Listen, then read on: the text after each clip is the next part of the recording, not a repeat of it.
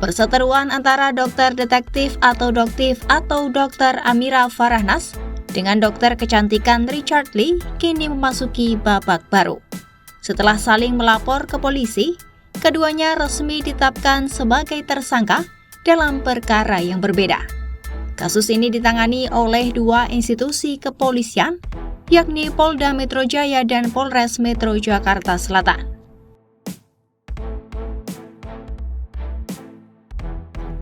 Polda Metro Jaya menetapkan Richard Lee sebagai tersangka atas dugaan pelanggaran perlindungan konsumen terkait produk dan treatment kecantikan.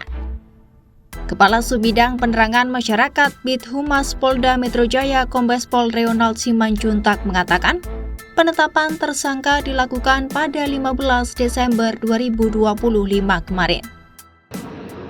Dan kami sampaikan penetapan tersangka itu dilakukan pada tanggal 15 Desember 2025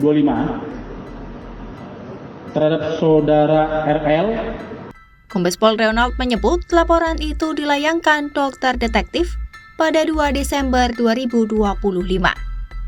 Adapun laporan tersebut teregistrasi dengan nomor LP-B-12-2024-SPKT Polda Metro Jaya. Usai penetapan tersangka pada 15 Desember 2025, penyidik kemudian melayangkan surat panggilan pertama pada 23 Desember 2025. Namun, Richard Lee tidak memenuhi panggilan tersebut dan meminta penjadwalan ulang pada 7 Januari 2026. Reonald menyebut pihak kepolisian akan melayangkan panggilan kedua jika Richard Lee tidak hadir pada tanggal tersebut. Apabila nanti pada tanggal 7 Januari tidak ada informasi atau tidak ada pemberitahuan bagaimana hadir atau tidak, tentang hadir atau tidak pada penyidik, maka akan dilayangkan panggilan kedua setelah tanggal 7 Januari.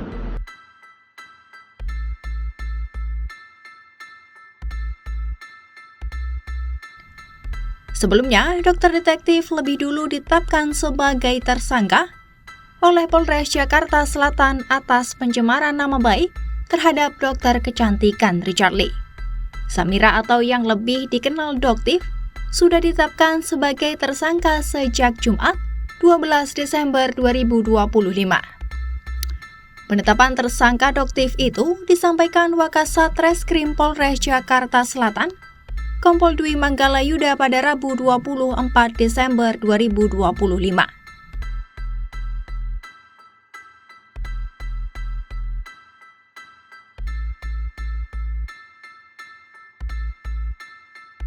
Kompol Dwi membeberkan dugaan pencemaran nama baik berasal dari unggahan akun TikTok Doktif.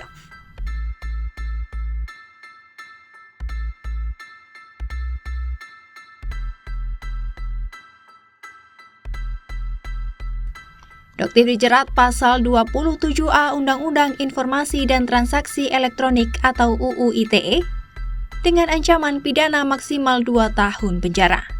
Karena ancaman hukuman berada di bawah 5 tahun, Doktif tidak ditahan dan hanya dikenakan kewajiban wajib lapor.